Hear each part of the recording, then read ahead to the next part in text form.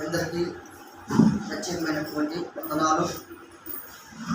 ప్రియా సహోదరి సహోదరులారా, మీ అందరికీ నా ప్రత్యేకమైనటువంటి హృదయపూర్వకమైనటువంటి వందనాలు.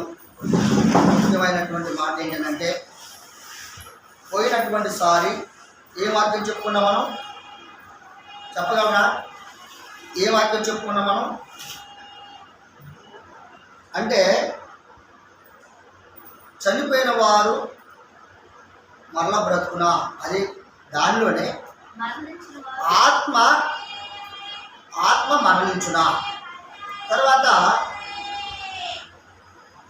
పునరుద్ధానము అంటే దాని మీద మరణము, పునరుద్ధానము, మరణం అంటే ఏంటి, పునరుద్ధానం అంటే ఏంటి అనే విషయంలో మనం చదువుకున్నాం. కనుక ఇక్కడ మరణ పునరుద్ధానము ఒకటి, శరీర పునరుద్ధానము రెండు. బాగా గమనించాలి.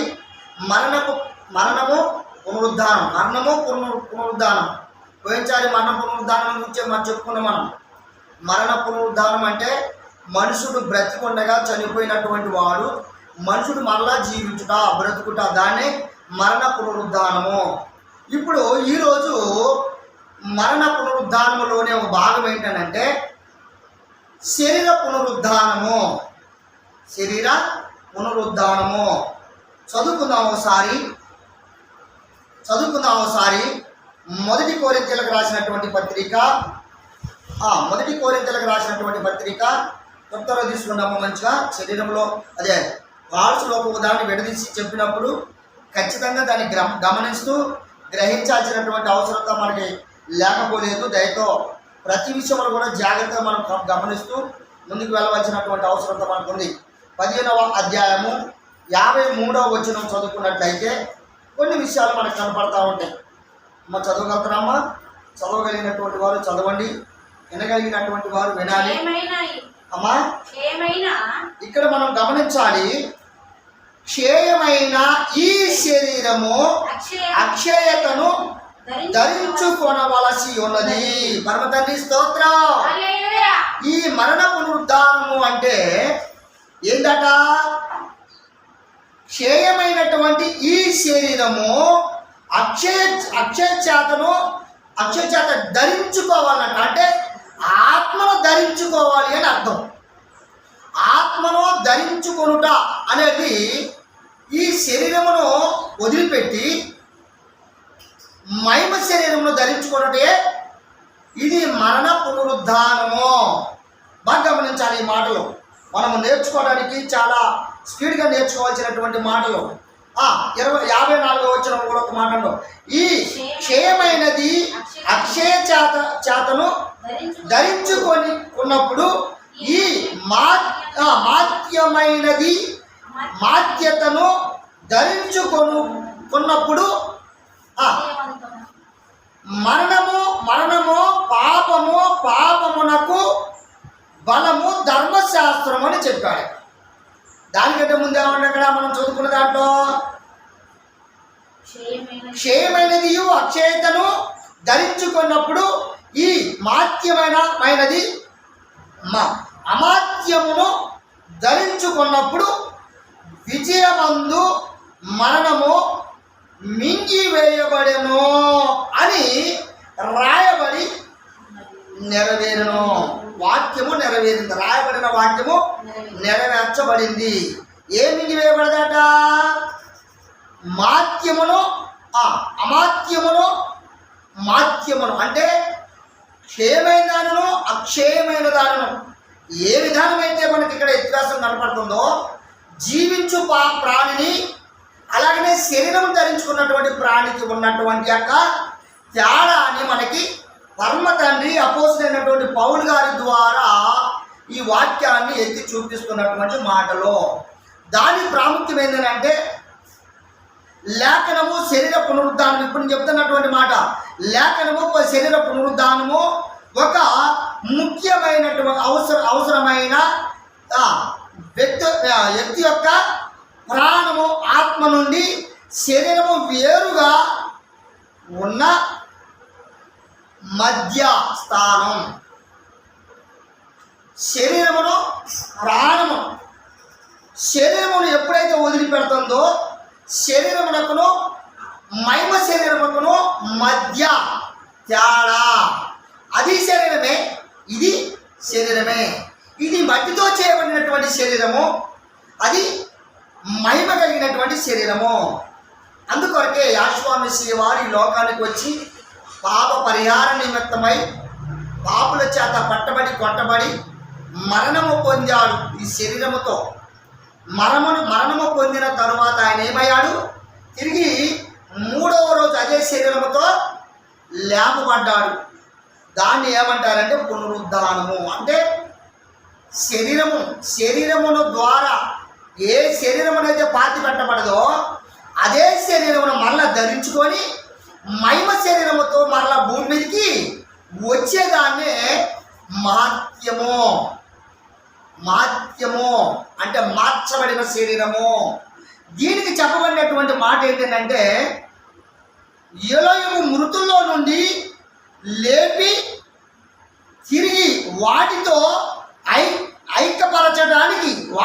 ఐక్యపరచడానికి సంబంధించిన ఈ సిద్ధం అంటే ఈ సిద్ధపాటు శరీరమును, సిద్ధపాటు మహిమ శరీరమును, చేయబడిన శరీరముకును సిద్ధపాటు మహిమ శరీరముకును ఉన్నటువంటి సంబంధాన్ని వివరిస్తున్నటువంటి మాట. అందుకొరకు ఇక్కడ నేను 1 శరీర పునరుద్ధానము యొక్క అవసరాన్ని గూర్చి బైబిల్ కనీసము 3 కారణాలు వెల్లడిస్తుంది. ఎన్ని కారణాలట? 3 కారణాలు వెల్లడిస్తుంది. శరీరముతో కూడిన పూర్తి వ్యక్తిని సంబంధించింది. ఒకసారి మనం వాక్యం చదువుకుందాం. అపోస్తలుడైనటువంటి పౌలు గారు రోమీయులకు రాసినటువంటి పత్రిక, అపోస్తలుడైన పౌలు గారు రోమీయులకు రాసినటువంటి పత్రిక 8వ అధ్యాయము, ఎక్కడమ్మా 8వ అధ్యాయము 18వ వచనం నుండి క్రమంగా ముందుకు వెళ్దాం. ఇక్కడ ఏమంటుందో చూద్దాం.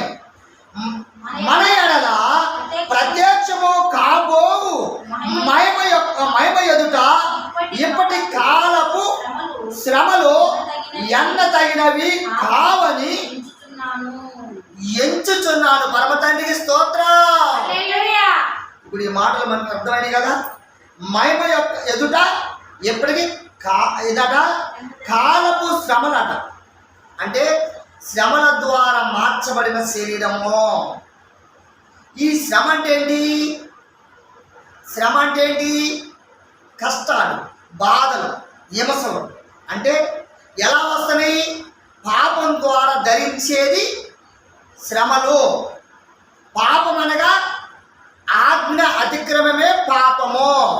వాక్యమును కించపరుస్తూ, వాక్యమును లక్ష్య పెట్టక, వాక్య ప్రకారంగా జీవించక, వాక్యమును ధరించుకొనక జీవించే విశ్వాసి క్షేయమైన జీవితము గలవారు. క్షేయమైన పునరుద్ధానము, మరణము అక్షయ చేత అంటే లేపబడిన వారికి మరొకటి ఏంటనంటే దేవుని దగ్గర కూడా మరొక తీర్పు ఉంటుంది. అదే తీర్పు పునరుద్ధానం అంటారు. తీర్పు పునరుద్ధానము, ఇక్కడ శరీర పునరుద్ధానము. కనుక అలా చెబుతున్నటువంటి మాటను బట్టి చూద్దాం. 19 వచ్చిన కూడా అంటాడు, ఎలోహిము కుమారుడు ప్రత్యక్షత కొరకు సృష్టి మిగుల ఆశతో చేరి చూచుచు కనిపెట్టుచున్నది. పరమ తండ్రి స్తోత్రం. మనిషి కుమారుడు ఎవరట? కుమారుడు మహిమ. ఇక్కడ దేవుని కుమారుడు ప్రత్యక్షత కొరకు కనిపెట్టుచుకున్నాడట. అదే ఆశతో అంటే చూస్తూ ఉన్నాడు, ఎదురు చూస్తూ ఉన్నాడు. ఇక్కడ చెప్పబడినటువంటి మాట 20 వచ్చిన కూడా ఎలాగనగా సృష్టి నాశనమునకు లోనైన దాస్యములో నుండి విడిపింపబడి దేవుని పిల్లలు పొందబోవు మహిమ గల స్వాతంత్ర్యమును పొందుతూ నన్ను నిరీక్షణ కలదై ఇదమ్మ స్వేచ్ఛగా కాక దానిని లోపరిచిన వాణ్ణి మూలముగా వ్యర్థపరచబడిన. పరమ తండ్రి స్తోత్రం. ఈ మాట మీకు అర్థమైతే, ఈ 20వ వచనము 21వ వచనము మీకు అర్థమైతే చాలా స్పష్టంగా శరీర పునరుద్ధానము, అలాగనే తీర్పు పునరుద్ధానం చెప్పట్లేదు ఇక్కడ నేను. శరీర పునరుద్ధానము గురించి చెప్తున్నా నేను. కనుక ఈ పునరుద్ధానము అనేది యెహోవా మెస్సీయ వారే ఆయన కనిపెడుతూ నిరీక్షణ ఎదురు చూస్తూ ఉన్నాడంట. దేని కొరకు? దీని కొరకు. అందుకొరకు ఇక్కడ చెప్పినటువంటి ప్రతి మాటకు వివరించినటువంటి మాట ఏంటంటే వ్యక్తిత్వం అంట. వ్యక్తిత్వం దాని నుండి ఇక్కడ అన్నాడు ఏంటంటే వ్యక్తిత్వం ఒకటి ప్రాణము కావాలి అంటే, ఒక మనిషి రూపింపబడాలంటే ఒక వ్యక్తిత్వం కావాలంటే వ్యక్తికి రూపం కావాలి. అంటే వ్యక్తి ఎవరు? ఇప్పుడు ఆత్మ వ్యక్తి. ఈ ఆత్మ వ్యక్తిత్వం మార్చబడాలి, ఆత్మ రూలు చేయబడాలి. ఈ ఆత్మ అంటే దేవుడు ఆది ప్రారంభంలోనే 2వ అధ్యాయం 7వ వచనంలో ఏమంటుందంటే దేవుని ఆత్మ నరుల్లో ఉన్నప్పుడు, నరుడు అంట జీవాత్మ అయినప్పుడు 1వ అధ్యాయం కూడా ఉంటుంది.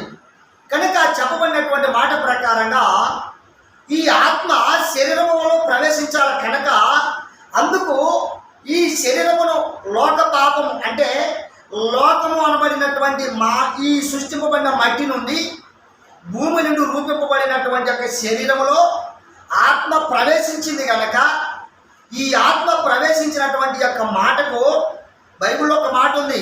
ఏంటనంటే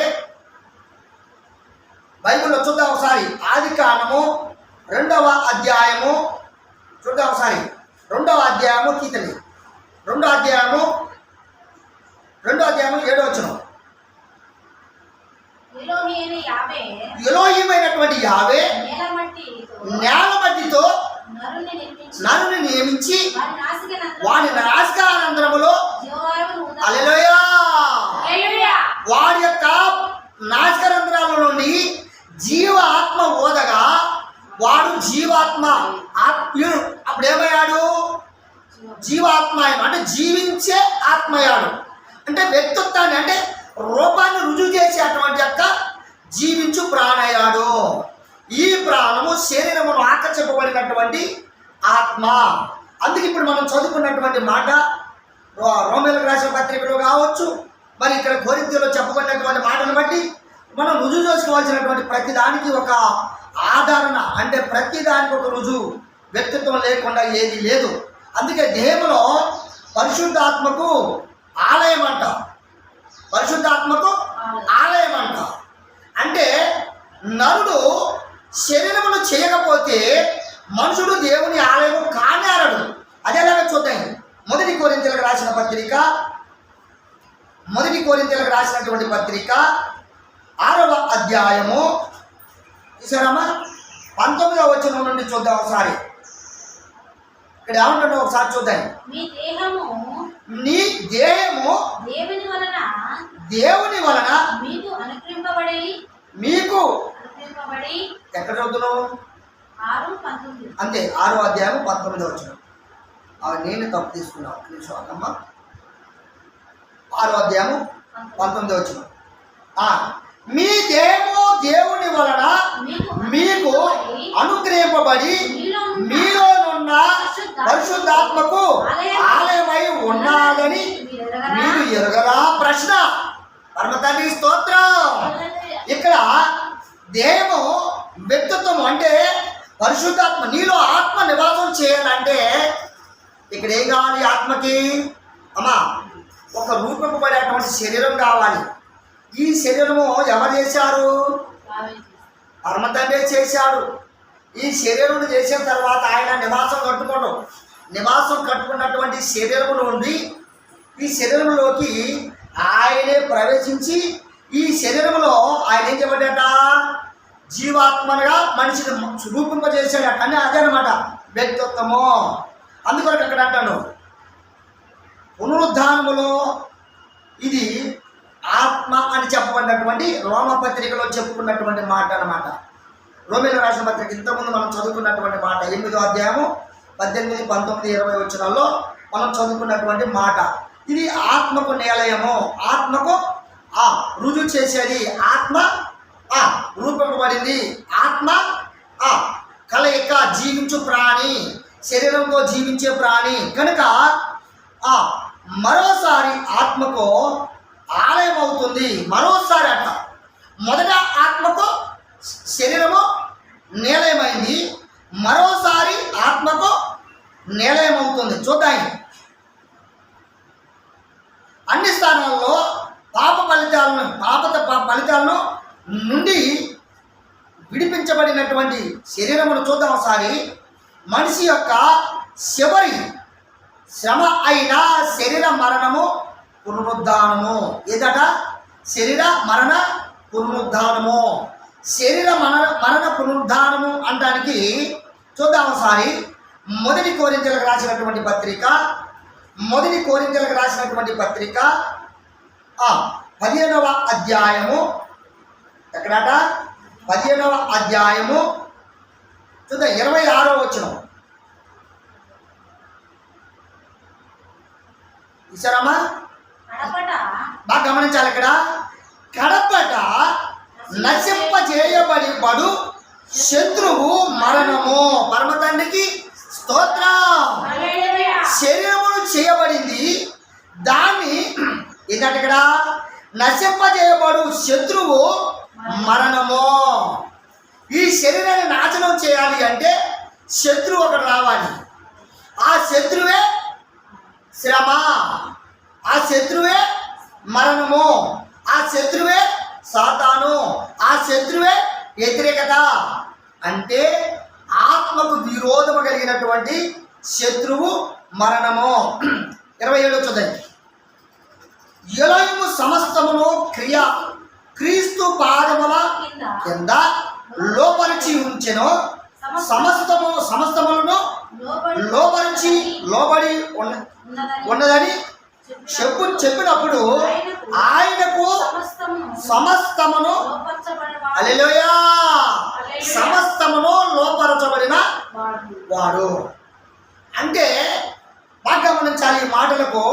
సమస్తము లోపరచబడినటువంటి ఈ యొక్క విషయాన్ని మనము జాగ్రత్తగా గమనించాలి. ఎక్కడట?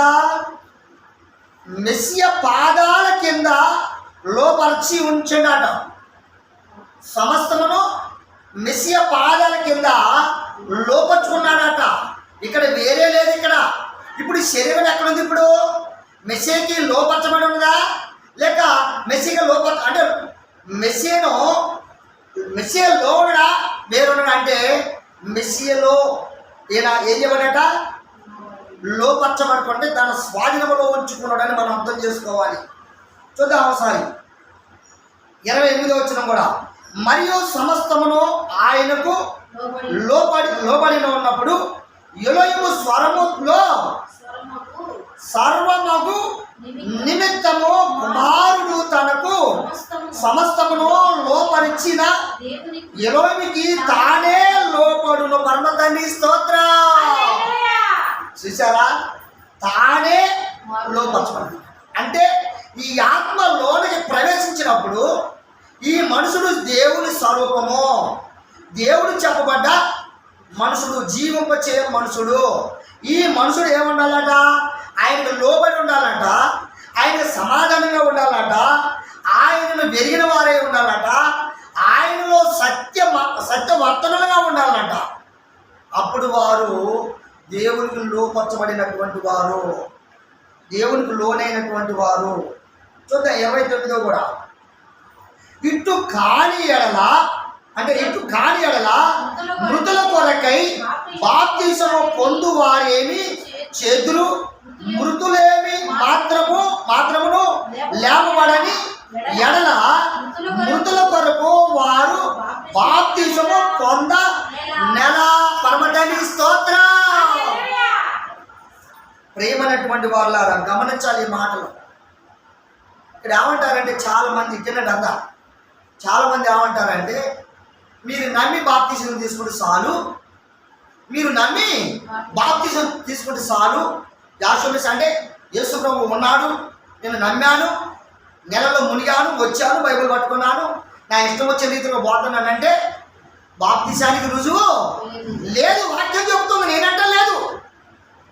నమ్మి బాప్తిజం తీసుకున్నావు, నమ్మి బాప్తిసానికి ఒక రుజువు ఉందన్న సంగతి నువ్వు ఎరగవా? బాప్తిసం అంటే ఏంటి? పాపము నుండి కడగబడుట, అంటే పాపము నుండి విమోచింపబడుట, పాపము నుండి మార్చబడుట, పాపము నుండి తొలగించుట, పాపము నుండి రుజువు చేయబడుట. తీసి ఇలాంటి రుజువైనటువంటి యొక్క తపోస్థానం అనగా బాప్తిసము ద్వారా మనుషుడు లేపబడ్డాడు. ఎప్పుడు అమ్మ ఇట్లా ఎప్పుడు లేపబడ్డాడు? పాప స్వభావం అనబడే శరీరము నుండి లేపబడినటువంటి వ్యక్తి బాప్తిసము ద్వారా పొందినటువంటి జీవము. పరమతండ్రి స్తోత్రం. బాప్తిసం వల్ల పొందినటువంటి వాడు బాప్తిసం అనగా మార్చబడుట, బాప్తిసం అనగా కడగబడుట, బాప్తిసం అనగా శుభ్రపరచుట, బాప్తిసం అనగా తొలగింప చేయుట. అంటే లోక పాపములో పాతబడి, అంటే అందులో పాతబడి ఉన్నటువంటి వ్యక్తుల్లో మార్చబడుట అని అర్థం. ఎందులో మార్చబడుట? జీవమనే వాక్యములోకి మార్చబడుట, జీవమనబడిన సాహసములోకి మార్చబడుట. ఇది బాప్తిసం పొందుతా. మీకు తెలిసిన విషయాలు నేను బైబిల్లోనే చెప్తున్నా, వేరే చెప్పట్లేదు. చాలామంది అభిప్రాయాలు, చాలామంది యొక్క ఆలోచనలు నానా విధాలు కూడా ఏంటో తెలుసా? ఏంటి పాస్టర్ గారు బైబిల్లోనే చెప్పట్లేదు, ఎక్కడెక్కడో చెబుతున్నారు, మరి బైబిల్లో రుజువు లేకున్నటువంటి మాట మనకి ఎంత మాత్రమూ సరైనది కాదు కదా అని చెబుతున్నటువంటి దానికి నేను ఇక్కడ చెబుతున్నటువంటిది సంపూర్ణ జీవం అనే అటువంటి అధ్యాన బైబిల్లో నుండి మీతో మాట్లాడుతున్నా. ఇక్కడ దరిదాపు అనేక పరిశుద్ధ గ్రంథాలు రూపొందపడ్డాయి. కొన్నిట్లో రాయబడ్డ సత్యాలు, కొన్నిట్లో రాయబడినటువంటి సత్యమును మరుగు చేయబడినటువంటి కొన్ని విధాలుగా కనపడుతున్నటువంటి వాటిని బట్టి మనము నేర్చుకోవాల్సింది 2 విధాలు ఉన్నవి. అది ఏంటంటే ఇప్పుడు మనము శరీరములో స్థిరపరచబడినటువంటి మార్పు చెందుట, అంటే ఆత్మకు రుజువైనటువంటి మార్పు చెందుట. ఈ మార్పుల వలన, ఈ మార్పు అనేది పరమతండ్రిలో జీవించుట. ఇక్కడ ఏమయ్యాడు? ఆదికాండంలో ఏం చదువుకున్నాం మనము? 2వ అధ్యాయం 7వ వచనంలో ఏం చదువుకున్నాం? ఒకసారి చదవమ్మా.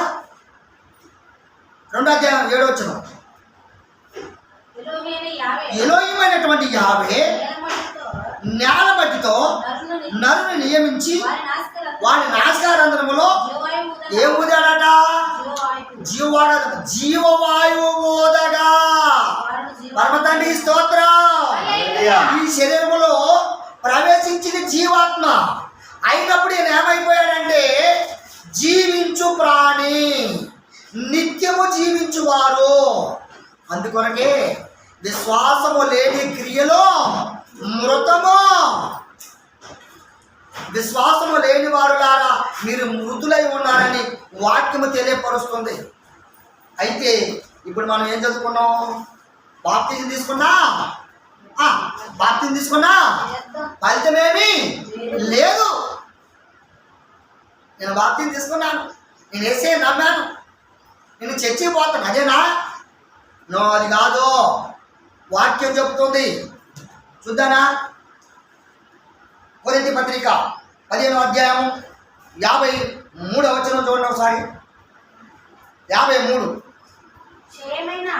బాగా గమనించాలి. ఇక్కడ క్షేమైన ఈ శరీరము అక్షేతను హల్లెలూయా,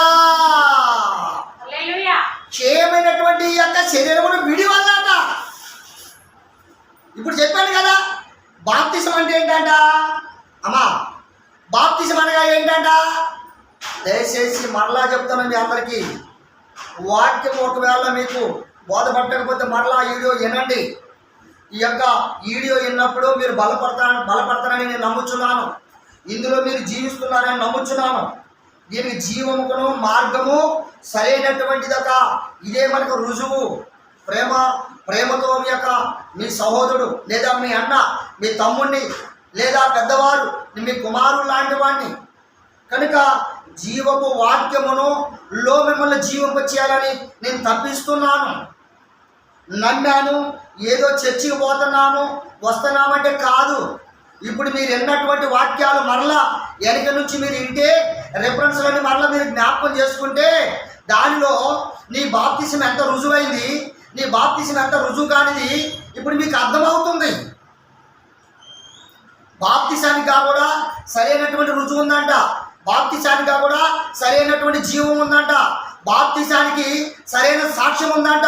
బాప్తిసానికి మార్చబడినటువంటి ఏంటంట, క్షయమైన దాని నుండి, క్షయమైన శరీరం నుండి అక్షేత ద్వారా మార్చబడిన వారంట. మళ్ళా చదువు అక్కడే, క్షయమైన ఈ శరీరము అక్షేతను ధరించు కొనవలసి ఉన్నది, మాత్యమైన ఈ శరీరము అమాత్యమును ధరించు కొనవలసి ఉన్నది. పరమ తండ్రి స్తోత్రం. ఈ శరీరమును వదిలిపెట్టాలి, అవునా కాదా? అదే ఇక్కడ విశ్వాసములో పునరుద్ధానము అంటే బాప్తిసం అనే పునరుద్ధానము గమనించాలి. ఇక్కడ శరీర పునరుద్ధానము అంటే ఆత్మ పునరుద్ధానం అంటే ఇక్కడ బాప్తిసం అనే పునరుద్ధానము, తీర్పు పునరుద్ధానం. అర్థమవుతుంది కదా మీకు? ఎంతోమంది ఎన్నో చెప్తున్నారు. అమ్మా మీరు వింటున్నారు కదా, అయ్యా మీరు వింటున్నారు కదా, ఈ వాక్యాలను నా సొంతమా? పరమ తండ్రి మీకు చెబుతున్నటువంటి యొక్క మాటలు నా మాటలు కాదు. ఇక్కడ చెప్పబడే ప్రతి మాటను మీరు గమనించాలి. అందుకొరకే శరీర మరణము పునరుద్ధానము, శరీరముతో మరణించాలన్నట. శరీర మరణ పునరుద్ధానం అంటే శరీరంతో సప్పబడాలంట, అంటే ఆత్మరూపంలో లేపబడాలంట, అంటే కడగబడిన వారుగా ఉండాలంట. ఇది ఎలాగనట చూద్దాం ఒకసారి. ఇక్కడ పునరుద్ధానము ద్వారా జయింపబడాలి. అందుకే అంటాడు కొరింథీ 15వ అధ్యాయము 26వ వచనం కూడా చూడండి ఒకసారి. అదే 15లోనే 26వ వచనం చూడండి ఒకసారి.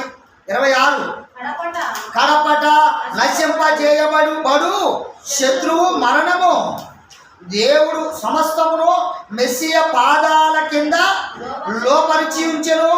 సమస్తమును లోపరచబడి ఉన్న దాన్ని చెప్పినప్పుడు ఆయనకు సమస్తమును లోపరచిన వాడు తప్ప సమస్తమును లోపరచబడి ఉన్న దాని అను సంగతి విషాదమే.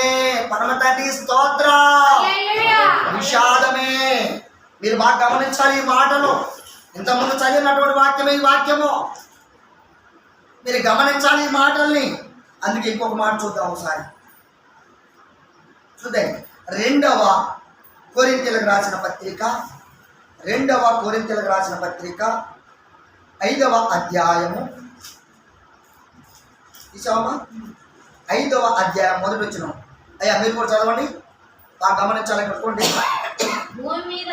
భూమి మీద మన గుడారము ఈ నివాసము శిథిలమైపోయినను చేతి పని కాక దేవుని చేత కట్టబడి ఉన్న నిత్యమైనదియునైన నివాసము పరలోకమందు మనకు ఉన్నదని మీరెరుగుదుము.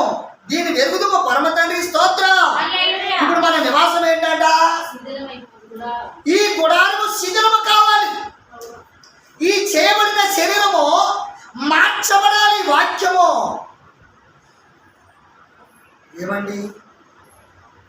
మార్పు లేని మానవుందా, తీర్పు దినం దాగలేవురా. ఓ సోదరా, తీర్పు దినం దాగలేవురా. పరమతండ్రి స్తోత్రం. ఈ విధానమైనటువంటి నువ్వు మార్చబడినటువంటి శరీరం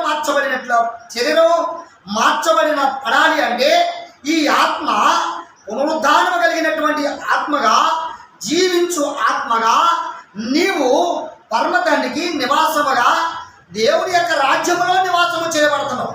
పరమ తండ్రి స్తోత్రం. మరి దేవుడి రాజ్యం ఎక్కడ? అయ్యా దేవుడి రాజ్యం ఎక్కడ? కాదు, భూలోకంలో ఉంది దేవుడి రాజ్యం. మత్తయి సువార్త తీతల్లి నువ్వు పరమ తండ్రి స్తోత్రం. 18వ అధ్యాయం మొదటి నుంచి చూడండి ఒకసారి. మత్తయి సువార్త 18వ అధ్యాయము తొత్తన పదం చాలా ఉంది నాకు చెప్పవలసింది.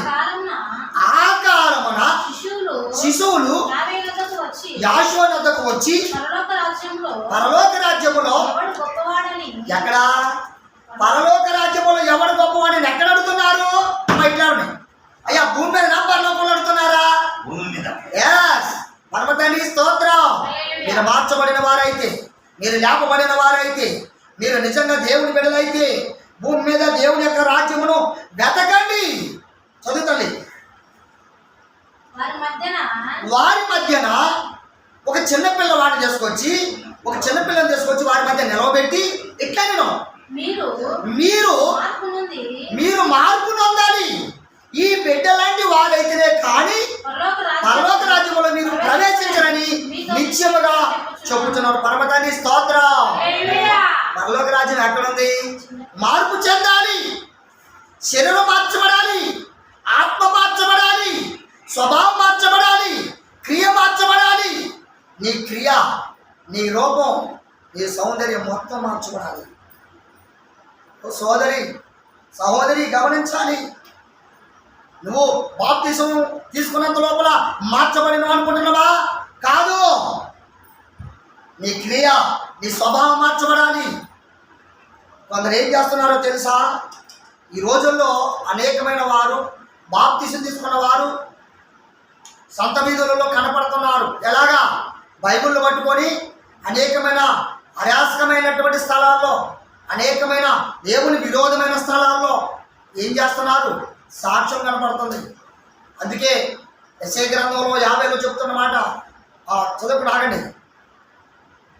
సత్యమంట సంత వీధుల్లో పడి ఏడుస్తుందంట. అయ్యో, నేను ఎవరిలో నివాసం చేయాలి, నేను ఎక్కడ జీవించాలని ఆత్మ ఏడుస్తుంది. ప్రియమైనటువంటి వాళ్ళ, అందుకొరకే మనము అమాత్యముగా మార్చబడాలి.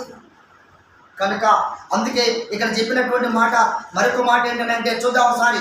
అలాగే చదువమ్మా 2వ వచనం కూడా. మనము కొరింథీ 2 కొరింథీ మనము 5వ అధ్యాయం 2వ వచనం. మనము దిగంబరము కాక వస్త్రము ధరించుకొనిన వారముగా కనబడుదుము. వస్త్రం అంటే ఏంటి? నీతి అనే వస్త్రము, మహిమ వస్త్రము. అర్థమవుతుందా? నీతి అనే వస్త్రము, మహిమ వస్త్రము.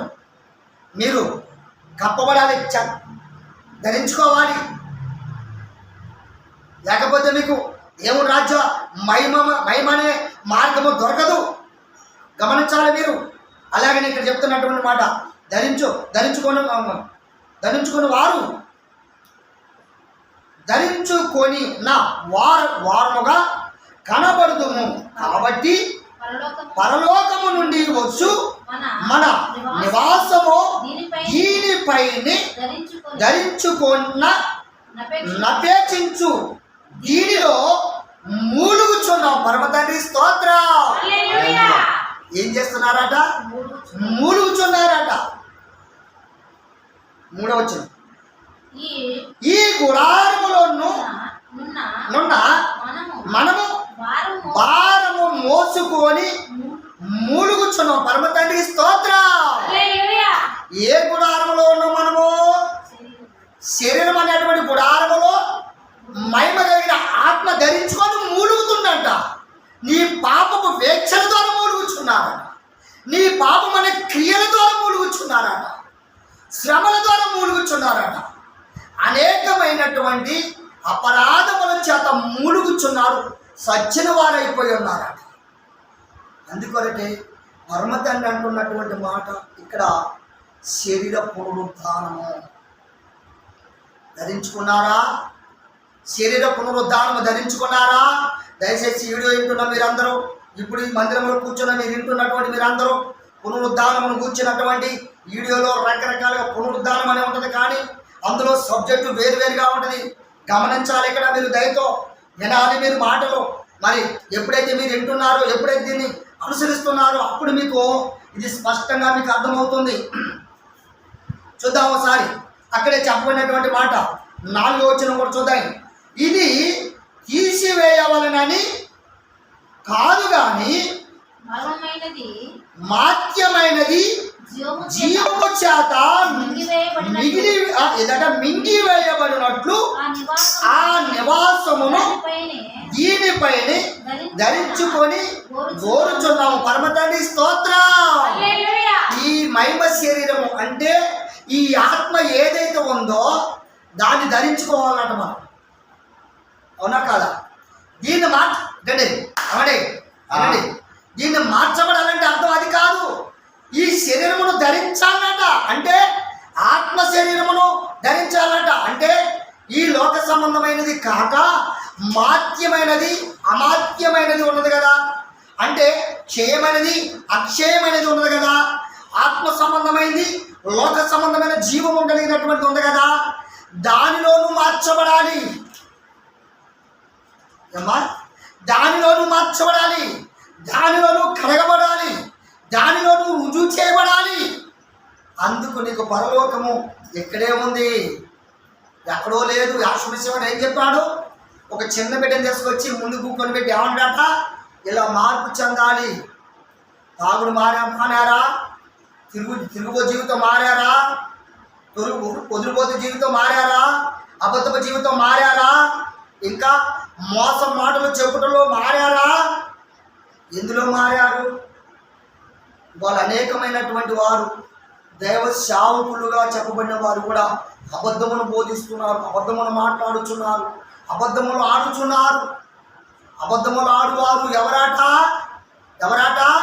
అబద్ధానికి జనుకుడు వారి పిల్లలంట. అబద్ధము ఆడువారు సాతాను, శత్రు, మరణమనేటువంటి పాత్ర ధరించుకున్న ఓ క్రైస్తవులారని వాక్యము తెలియపరుస్తుంది. గమనించాలి ఇక్కడ మాటలు.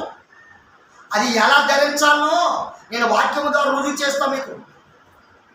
మనం నమ్మామంటే, ఏదో చర్చికి పోయామంటే అంటే ఆచార విశ్వాసములో ఉంటే కాదు. మీరు స్థిరమైన జీవపు వాక్యమును నమ్మాలి, జీవపు వాక్యములో నడవాలి, జీవపు వాక్యమును ధరించుకోవాలి, జీవపు వాక్యములో మీరు రుజువు చేయబడాలి. అది మీరు జీవపు పునరుద్ధానము. గమనించాలి మీరు ఇక్కడ. ఇది జీవపు పునరుద్ధానములో మీరు జాగ్రత్తగా మనం గమనించడానికి, అందులో దాటిపోవడానికి, మనం జీవించాలి అంటే మంచి రుజువైనటువంటి వాటిని మనం ధరించుకోవాలి. ఎక్కడ ఆగామమ్మ మనం? 4 మళ్ళా చదువుకున్నాయి, 4 వచనం మళ్ళా చదువుకున్నాయి. ఇది 4 వచనం. ఇది తీసివేయవలనని కాదు గాని మాత్యమైనది జీవము. ఇక్కడ బాగా గమనించాలి. పరమతండ్రి స్తోత్రం. ఎలానట? మాత్యము చేత అంటే మార్చబడుట అంటే తపోస్థానము నీటితో కడగబడిన విశ్వాసము ద్వారా. వాక్యమును, జీవపు వాక్యమును అంగీకరించకపోతే ఎలా మార్చబడ్డావు? ఈ జీవపు వాక్యమును ధరించుకోకపోతే ఎలా కడగబడ్డావు? ఈ జీవపు వాక్యమును ధరించుకోకపోతే ఎలా నువ్వు మరలా జీవములో ఎలా లేచిన వారు అవుతావు?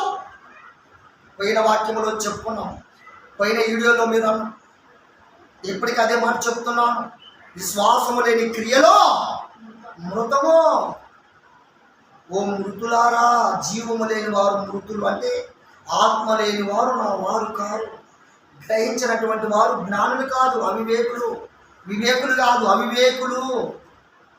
కనుక చూద్దాం ఒకసారి. చూద్దాం అక్కడ భవిష్యత్తులో శరీరం యొక్క పునరుద్ధానాన్ని వచ్చి ఇక్కడ పాత నిబంధనలో కొంతమందిని పోలి చెప్పారు. చూద్దాం ఒకసారి. ఏప్రిల్కి రాసిన పత్రిక, కొత్త నిబంధన ఏప్రిల్కి రాసిన పత్రిక 11వ అధ్యాయము, ఏప్రిల్కి రాసిన పత్రిక 11వ అధ్యాయము 17వ వచనం ఉంటుంది. 17వ వచనం నుండి చూద్దాం. శోధింపబడి అబ్రాము శోధింపబడి విశ్వాసమును బట్టి ఇస్సాకును బలిగా అర్పించాను. హల్లెలూయా. హల్లెలూయా. చాలండి, రాగుదండి. మళ్ళీ కావాలన్నా మళ్ళా చదువుకోండి ఈ మాట. హెబ్రీ రాసిన పత్రిక చెప్తున్న మాట 17వ వచనం, 11వ అధ్యాయం 17వ వచనం. ఇది చెప్పిన ప్రతి మాటకు ప్రతి ఆలోచన అది కాదు, మనం బాగా గమనించాలి. ఇక్కడ 17వ వచనం మనం చెప్పబడినటువంటి వాక్యం ఇక్కడ అంటాను, అబ్రాము శోధింపబడి విశ్వాసమును బట్టి ఇస్సాకును బలిగా అర్పించాడట. పరమతండ్రి స్తోత్రం. పరమతండ్రి ఇక్కడ శోధించాడు, అవునా కాదా? నీ విశ్వాసం ఎంత ఎప్పటిది? ఇప్పుడు బాప్తిసం ఎక్కడ పొందాడు? ఇప్పుడేనా అయ్యా ఈయన బాప్తిసం ఎక్కడ పొందాడు? ఇప్పుడు అబ్రాము ఏమా బాప్తిసం ఎక్కడ పొందాడు? ఇప్పుడు అబ్రాము విశ్వాసము, పునరుద్ధానము, అదే మార్చబడుట, అవునా? గమనించండి, చదువుతాను మొదటి అదే మాట. అబ్రాము శోధింపబడి ఆగండి. ఇక్కడ అబ్రాము ఎక్కడ శోధింపబడ్డాడు? ఎక్కండి. విశ్వాసాన్ని పరీక్షించాడు. మీ తలకాయ ఉంచబడి ఆగండి. విశ్వాసాన్ని పరీక్షించాడు. ఎలాగా? అబ్రాముకి ఎంతమంది కొడుకులు అప్పటికి? ఎవరాయన ఒక్కడైతే? అంతకంటే ముందు ఒక ఆయన ఉండగా, ఆయన ఎవరైనా? ఇస్మాయిల్. ఇస్మాయిల్ ఎవరు కొడుకు?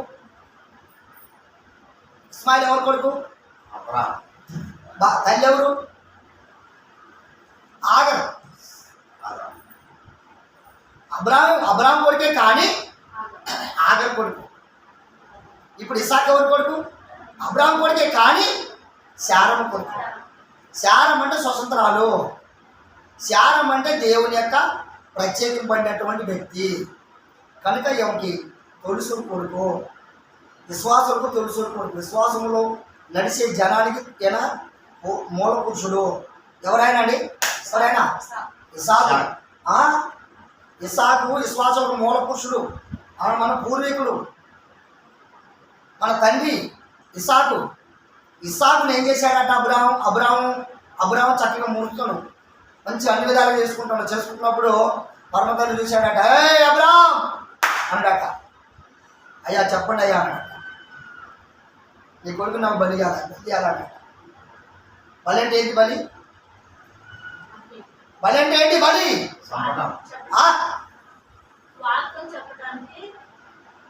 ఒకసారి చదువుతురా దయతో వాక్యం మీరు కూడా తీసుకోండి. ఇంట్లోనే మీరు అందరూ కూడా బైబిల్ తీసుకోండి జాగ్రత్తగా. సంజయరావు ఏదో చుట్టూ ఆక్షమర్షం మాట చెప్పట్లేదు. కీర్తనల గ్రంథము 141వ అధ్యాయము 1వ వచనం. బలి, నువ్వు బలి కోరాడు కదా ఇక్కడ అబ్రాము దగ్గర బలి కోరాడు కదా. ఇప్పుడు దావీదుతో ఏం మాట్లాడుతాడో చూద్దాం. ఇక్కడ బలి ఏం బలి ఇప్పుడు చూద్దాం. యావే నీకు నేను మొరపెట్టుచున్నాను, నా యొక్క త్వరపడి రమ్మను. నేను మొరపెట్టగా నా మాటలు నువ్వు చెవి అంటే ఇనుము. నా ప్రార్థన ధూపం వలెను. నేను ఇలా చేతులెత్తి ప్రార్థన చేయటం వల్ల సాయంకాలం నైవేద్యం అనే దృష్టికి అంగీకారంగా ఉండడం. పరమతండ్రి స్తోత్రం. అర్పణం కోరాడా లేదా? ఇప్పుడు దావీదే అర్పణం అర్పించాడు. పొట్టాలు ఇచ్చాడా? గొర్రెలు ఇచ్చాడా? మేకలు ఇచ్చాడా? మరి ఏమి ఇచ్చాడు? గుమ్మలు ఇచ్చాడా? యుద్ధులు ఇచ్చాడు? ఏమి ఇచ్చాడు? ఏమిచ్చాడు? హృదయం ఇచ్చాడు. హృదయం అనే బలి కోరాడు ఆయన. కానీ ఇక్కడ ఇస్సాకుని బలి చేయడానికి అబ్రాము ఏం చేశాడు? ఒక పర్వతం మీద తీసుకుపోయి ఒక సిది పేర్చి ఆ సిది మీద వండబెట్టి ఆ ఇస్సాకుని ఏం చేశాడు? నరకబోయాడు. అంటే అయ్యా ఏం చేయబోయాడు? అక్కడ ఖండించబోయాడు, శిరస్సు ఖండించబోయాడు. ఎప్పుడైతే ఆయన శిరస్సు ఖండించడానికి ఇష్టపడ్డాడో చూసారా? అబ్రాము పరమతండ్రి స్తోత్రం. ఆయన విశ్వాసానికి తండ్రి. ఆయన ఎటువంటి క్రియారూపంలో కూడా ఏ దోషము లేనటువంటి వారు. ఈనాడు విశ్వాసులు అనబడినటువంటి మనందరం ఎలా ఉన్నాం? విశ్వాసంలో అనబడినటువంటి మన విశ్వాసం ఎలా ఉంది? మృత్యమై ఉన్నది, మార్చబడలేదు, అమాత్యముగా మార్చబడలేదు. మార్త్యులుగా ఉన్న మనం ఇంకా శరీరం ధరించుకొని ఉన్నమే తప్ప అమాత్యముగా మార్చబడిన వారిగా మనం లేవు, కడగబడిన వారిగా లేవు. మళ్ళా దేవుళ్ళు చనిపోయిన క్రియారూపంలో చనిపోయిన మనము పునరుద్ధానులుగా మనం లేపబడలేదు. ప్రియమైనటువంటి నా సహోదరి సహోదరుడా, ఈరోజు నిజంగా మీరు మెస్సీలో మీరు లేపబడిన వారైతే హృదయం ద్వారా మార్చబడిన వారుగా ఉండాలి. జీవము వాక్యమును అనుసరించాలి. వాక్య ప్రకారం గ్రహించి వాక్య ప్రకారం నడుచుకోవాలి. ఇది మీ జీవపు పునరుద్ధానము. ఏం పునరుద్ధానమమ్మా? వాక్యం ఏంటంట? వాక్యం ఏంటంట? వాక్యము ఏంటంట? జీవము. ఎలా జీవము? యోహాను సువార్త 1వ అధ్యాయము తొందరగా. ఆది యందు వాక్యమును తొందరగా ఏం చేశాడట అక్కడ? ఏం చేశాడట అక్కడ? ఆది యందు ఏం చేశాడు? చదవమ్మా అక్కడ. అమ్మా ఏం చేశాడు? ఏం తీశారా అమ్మా? తీశారా? ఏముందట? ఆది యందు వాక్యమును వాక్యము ఎలోహి యొద్ద ఉండెను, వాక్యము ఎలోహిమై ఉండెను, ఆయన ఆది యందు ఎలోహి యొద్ద ఉండెను, సమస్తము ఆయన మూలముగా కలిగెను, కలిగి ఉన్నది ఏది ఆయన లేకుండా కలగలేదు. ఆయనలో బాగా గమనించాలి. 4వ వచనము, ఆయనలో జీవము ఉండెను, ఆ జీవము మనుషులకు. హల్లెలూయా. విన్నవారు ఏమై ఉండాలి? మీరు వెలిగింపబడాలి. వాక్యం అనే దానిలో మీరు వెలిగింపబడాలి. వాక్యం అనే వాక్యములో మీరు పునరుద్ధానులై ఉండాలి. వాక్యములో మీరు జీవించువారై ఉండాలి. వాక్యములో మీరు నూతనంగా ఉండాలి. అవునా కాదా? అవునా కాదా? అందరం వాక్యం అంటున్నారు. ఇంకేంటి ఆ వాక్యం? తెలుసు కదా మన సంగతి, మన గురించి. కనుక ఈ జీవపు గ్రంథములో ఏది ఉన్నదాన్ని చేస్తున్నామో, ఏది చేయట్లేదో, ఎవరు అబద్ధికులమో, ఎవరు జీవములో ఉన్నామో, ఎవరికి బాప్తిసం అవసరం లేదట. ఎందులో చదువుకున్నాం మనం? ఐడియా ఉందా మీకు? ఎందుకట? మీరు బాప్తిసం తీసుకున్నా వ్యర్థమే. ఇవాళ చాలా మంది ఏం చేస్తున్నారు? తాగుబోతులు ఏం చేస్తున్నారు? తాగుబోతులు బాప్తిసం తీసుకుంటున్నారు. వ్యభిచారులు నీళ్ళలో పొరుగుతున్నారు, మునిగి వస్తున్నారు. ఇంకా క్రియలు మార్చబడిన వారు మునిగి వస్తున్నారు. అనేకమైన వారు మునుగుతున్నారు, బయటకు వస్తున్నారు, తెల్లటి గుడలు ధరిస్తున్నారు. కానీ నువ్వు ధరించేది ఏ వస్త్రాలంట? మహిమ వస్త్రాలు. తెల్లని వస్త్రాలు ధరించినంత లోపల జీవములో నువ్వు నడుస్తున్న వారు కారు. అవునా కాదు? ఒకవేళ ధరిస్తున్న ఈ తెల్ల బట్టలు అయితే, ఈ తెల్ల బట్టల ద్వారా అయితే అందరూ తెల్ల బట్టలు వేసుకున్నాయి ఈరోజు. ఏం వస్త్రాలట? మహిమ వస్త్రాలు ధరించాలి. మహిమ వస్త్రం అంటే మహిమ వాక్యము. అదేవిధంగా ఇక్కడ అంటాడు 2వ భాగంలోకి వస్తున్నాం చూడండి. ఇక్కడ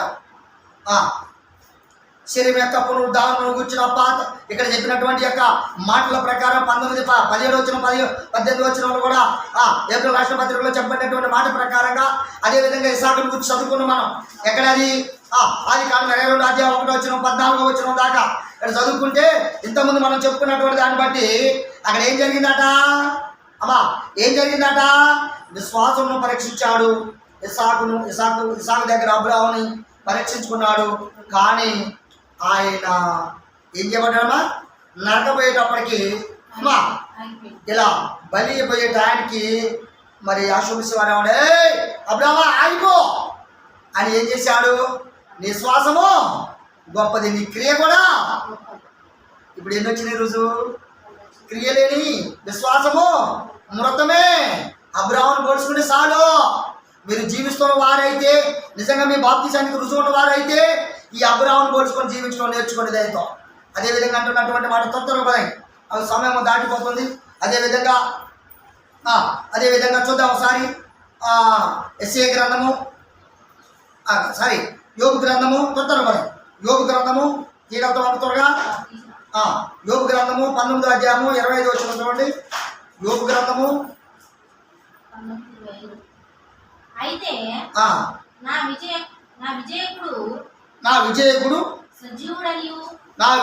సజీవుడనియు తరువాత ఆయన భూమి మీద ఏంటట భూమి మీద నిలిచిననియు. హల్లెలూయా. ఇప్పుడు భూమి మీద శరీరంతో ఉన్నాడా, శరీరంతో లేకుండా ఉన్నాడా? ఏమండి, భూమి మీద ఉండాలేనా? కనుక మీరు ఇంకా మళ్ళీ చదువుకోలాగినామా? మీరు చదువుకోవాల్సినటువంటి వాక్యము ఆదికాండము 2వ అధ్యాయము, మరి అలాగనే మొదటి నుంచి చూసుకుంటే 14వ వచనం దాకా మనం చదువుకోవచ్చు. అదే 2వ అధ్యాయం 7వ వచనం చదువుకోవచ్చు. అదేవిధంగా మనం చూసుకుంటూ పోతే యోబు గ్రంథం 19, 25, 27వ వచనం చూసుకోవచ్చు. యెషయా గ్రంథం 26, 19వ వచనం చూసుకోవచ్చు. అదేవిధంగా దానియేలు గ్రంథము 12వ అధ్యాయం 2వ వచనం చూడవచ్చు. ఇప్పుడు 2వ వచనం చదవండి ఒకసారి. దానియేలు గ్రంథము 12వ అధ్యాయం 2వ వచనం చదవండి ఒకసారి. 12:2. మరియు సమాధులలో నిద్రించు అనేకులు మేలు పొందురు, కొందరు నిత్య జీవము అనుభవించుటకును, కొందరు నిందల పాలవుటకును నిత్యముగా హేయుల అగుటకును మేలు పొందురు. ఇక్కడ అందరు లేస్తారట, కొందరు నిందలు అవుతారట, కొంతమంది దేవుని దగ్గరికి చేస్తారట. గమనిస్తున్నారా? ఆలోచిస్తున్నారా?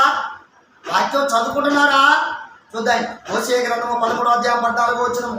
అలాగనే మరి మా కొత్త నిబంధనలకు వస్తే లూకా సువార్త 14వ అధ్యాయం 13, 14వ వచనంలో చదువుకుని కనపడుతుంది. అలాగనే యోహాను సువార్త 5వ అధ్యాయము, యోహాను సువార్త 5వ అధ్యాయము 21వ వచనం చదువుకొని మరి త్వరగా ముందుకెళ్దాం. 5వ అధ్యాయము 21వ వచనం తీసావమ్మా? చదువుతా 21వ వచనం. తండ్రి మృతులలోను ఎలాగూ లేపి బ్రతికించును, అలాగే మనిషి కుమారుడు తనకిష్టము వచ్చిన వారిని. హల్లెలూయా. ఎవరినటండి? తనకిష్టమైన వారిని మాత్రమే. తనకిష్టమైన వారు ఎవరండి? తనకిష్టమైన వారు ఎవరు? గమనించండి దయతో. నేను ఇడి చెప్పడానికి నాకు సమయం లేదు, గంట అయిపోయింది నా సమయం. కనుక ఇలా చెప్పుకుంటూ వస్తే అనేకమైన ఇక్కడ అంటున్నటువంటి మాటలు, ఇంకా మనం పోతే అనేక వాక్యాలతో మనం నేర్చుకోవాల్సినటువంటి మాటలు చాలా లేకపోలేదు. ఫిలిప్పీయులకు రాసిన పత్రిక 3వ అధ్యాయం 11వ వచనం, అలాగనే 1వ దశలోనికి రాసినటువంటి పత్రిక 4వ అధ్యాయం 14వ వచనం, 16వ వచనం కూడా చదువుకుంటే మీకు అర్థమవుతుంది అక్కడ. అదేవిధంగా మనం చూసుకుంటూ పోతే కొరింథీయులకు రాసిన పత్రిక 15వ అధ్యాయం 21వ వచనం, 23వ వచనం చూస్తే అర్థమవుతుంది. అదేవిధంగా మనం ఇక్కడ చెప్పబడిన ప్రతి మాటను ఈ విధంగా చూసుకుంటూ పోతే అనేకమైనటువంటి యొక్క మర్మములు మనకు తెలియపరచబడుతుంది. అదేవిధంగా 1 కొరింథీయులకు రాసిన పత్రిక 15వ అధ్యాయం 20వ వచనం, అలాగే 40వ వచనం, 41వ వచనం నుండి 49 వచనాల వరకు చూసుకుంటూ వస్తే దాని యొక్క మర్మం ఏంటో మీకు అర్థమవుతుంది. పునరుద్ధానమును కూర్చున్నటువంటి మాటలు, మనం పునరుద్ధానము శరీరమును కూర్చున్నటువంటి విషయాలు, చాలా విషయాలు మనకి అర్థమవుతున్నాయి. అలాగనే జీవితంలో ఉన్న శరీరము లాగనే అవిచ్చినంత వ్యక్తిత్వము కలిగి ఉంటుందట. కనుక ఇక్కడ మనుషులు మొత్తం టోటల్గా ఏం చేయబడాలట? మార్చబడిన వారే ఉండాలట. అదేవిధంగా 15:42 వచనం, 44వ వచనంలో కనపడుతున్న మాటలు. చివరిగా 3 విధానాలు చెప్పి నేను ముగించాలని ఆశపడుతున్నా. 1, విశ్వాసులు నూతన దేహమును పొందినప్పుడు అమాత్యము ధరించుకున్న వారు అవుతారట. చూద్దాం ఒకసారి. ఇంతకుముందు మనం చదువుకున్నాం 1 కొరింథీయులకు రాసిన పత్రిక 15వ అధ్యాయము చూసామా? 15వ అధ్యాయము 53వ వచనం, 53వ వచనం. క్షయమైనటువంటి ఇది అమ్మా, క్షయమైనటువంటి ఈ శరీరము అక్షయమైన అక్షయము చేత ధరించుకోవలసి వచ్చి మత్యమైన ఈ శరీరము అమాత్యమును ధరించుకొనుడి. కలసి ఉన్నది. ఆ. ఈ క్షయమైనది ఈ క్షయమైనది అక్షయతను ధరించుకున్నప్పుడు మత్యమైనది మాత్యములోకి మార్చబడుతుంది. పరమ తండ్రి స్తోత్ర. ఇది మీరు మనం గ్రహించాల్సినటువంటి అవసరత మనకు లేకపోలేదు. అదేవిధంగా తనను వారు ఎంతగా ఎరిగి ఉండాలని కోరుకుందరో విశ్వాసులు అంత సంపూర్ణముగా ఆయనను ఎరగడము అనే విషయంలో గ్రహించి ఉండాలన్నట. చూద్దాం ఒక మాట చదవండి. యోహాను సువార్త 15వ అధ్యాయం 3వ వచనం. 15వ అధ్యాయం 3వ వచనం. యోహాను సువార్త 15వ అధ్యాయం 3వ వచనం. అంటున్నా, నేను మీతో చెప్పిన మాటను బట్టి మీరిప్పుడు పవిత్రులై ఉన్నారు. నా యందు నిలిచి ఉండి మీ యందు నేనును నిలిచి ఉందును. తీగ ద్రాక్షావళిలో నిలిచి ఉంటేనే గాని తనంతట తానే ఎలాగూ ఫలింపదో అలాగూ నా యందు నిలిచి ఉంటేనే గాని మీరును ఫలింతురు. పరమ తండ్రి స్తోత్ర.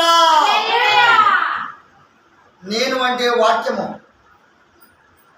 అందుకొరకు వాళ్ళు చెప్పినటువంటి మాటను బట్టి వివరించగలిగినటువంటి మాట ప్రకారము 1 కొరింథీయులకు రాసిన పత్రిక 2వ అధ్యాయము 1 కొరింథీయులకు రాసిన పత్రిక 2వ అధ్యాయము ఇక్కడ చెప్పబడినటువంటి మాట 9వ వచనం కూడా చదువుకున్నా. ఇక్కడ అంటున్నటువంటి మాట, ఇందును గూర్చి ఇందును గూర్చి ఎలోహిము దేవుడు తాను ప్రేమించు వారి కొరకు ఏవి చిత్తపరిచనో అవి కంటికి కనబడలేదు, చెవికి వినబడలేదు, మనుష్య హృదయమునకు గోచరము కాలేదు అని రాయబడి ఉన్నది. పరమ తండ్రి స్తోత్ర. ఆయన చెప్పినది చేసేది మనము కంటికి కనిపించదాట, చెవులకి వినిపించదాట. గమనించాలి ఈ మాటలు. అందుకొరకే ప్రతిదాన్ని మనం గమనించాల్సినటువంటి అవసరం మనకు లేకపోలేదు. చదివా ఇప్పుడు యోహాను సువార్త 17వ అధ్యాయం తీసావా? ఎదుగా తీసాంగా. యోహాను సువార్త 17వ అధ్యాయం 3వ వచనంగా తీసినాగా. చూడు 3వ వచనం. ఇక్కడ ఏమంటాడు? అద్వితీయ సత్య దేవుడైన నిన్నును నీవు పంపిన యెహోవా మెస్సీయను ఎరుగుటయే. హల్లెలూయా. అయ్యా, ఏ జీవం వాటిది? యేసుక్రీస్తు. నిత్యం అంటే ఎప్పుడు ఉండేది? మధ్యలో చనిపోయేది ఏమంటారు దాన్ని? మాత్యమైనది. ఆ మాత్యం మార్చబడింది కాదు, ఇక్కడ మాత్యమైనది. దానిలో మూలుగుతున్నారే కానీ జీవములోకి రావట్లేదు. అవునా కాదా? చదువుతుంది.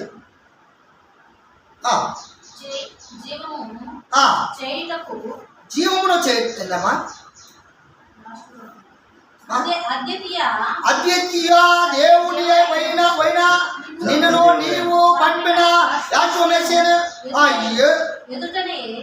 ఎరుగుటయే నిత్య జీవము చేయుటకు నీవు నాకిచ్చిన పని నేను సంపూర్ణముగా నెరవేర్చి భూమి మీద నిన్ను మహిమపరిస్థితి. పరమ తండ్రి స్తోత్ర. ఆయన మహిమపరచబడాలట.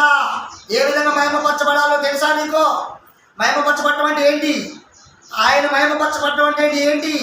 వాక్యమును గ్రహించాలి, వాక్యములో జీవించాలి, వాక్య ప్రకారం నడవాలి. వాక్య ప్రకారము అనేక రీతిలుగా మనము ఉన్నప్పుడే మనం ఆయనలో జీవించువారు. జీవితము ఆత్మ ద్వారా పునరుద్ధారం కలిగినటువంటి వారు కనుక దయతో మీరు గమనించాలి.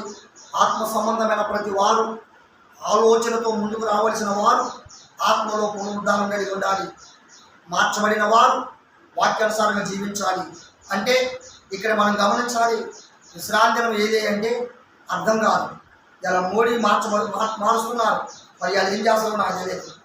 మరి నిజంగా మీరు ఒకవేళ అదే అయినట్టయితే పునరుద్ధానం ఆదివారం అంటున్నాం. మరి మోడీ ప్రభుత్వం మారుస్తున్నారు. మరి పునరుద్ధానం ఎప్పుడు చేస్తారో నాకు తెలియదు. కనుక అది పునరుద్ధానమో కాదో బైబిల్ తెలియదు. బైబిల్ తెలుసు కానీ మనుషులు తెలియదు. కనుక పునరుద్ధానం కానీ, జన్మదినం కానీ, ఆయన మరణదినం కానీ, ఆయన వచ్చి ఎలా నడిపించాలో నడిపింపు కానీ, వాక్యము జీవమై ఉంది కనుక, వాక్యము మెస్సీయే ఉన్నాడు కనుక వాక్యము వెలుగై ఉన్నది కనుక ఆ వెలుగు మనసులో ప్రవేశించాడు కనుక అప్పుడు మనం వెంటనే ఏం చేయబడ్డ వారము జీవించు వారమయ్యాం. అందుకొరకే మనం జీవించిన వారం అయితే మనమే నిత్య పునరుద్ధారణము. కనుక మనకి మరణం అంటూ లేదు. ఏ మరణం అంటే శరీర మరణం కాదు, ఇక్కడ ఆత్మ మరణం లేదు. కనుక మార్చబడేది ఎప్పుడంటే పాపములో ఉన్నప్పుడు, పాప వేచల్లో ఉన్నప్పుడు, పాపపు లోకములో జీవిస్తున్నప్పుడు శరీరం మార్చబడుతుంది, చంపబడుతున్నాము, తిరిగి లేపుటకును నిజంగా లేచేవారిగా ఉంటున్నాము. అలాగనైనా ఒకవేళ అలా ఉండాలి అంటే మనము నిత్యము వాక్యమును పరిశీలించాలి. ఏమైనా మీ అందరికీ వందనాలు. ముందు అది మంచిది. కనుక గమనించాలి, మనం గ్రహించాలి.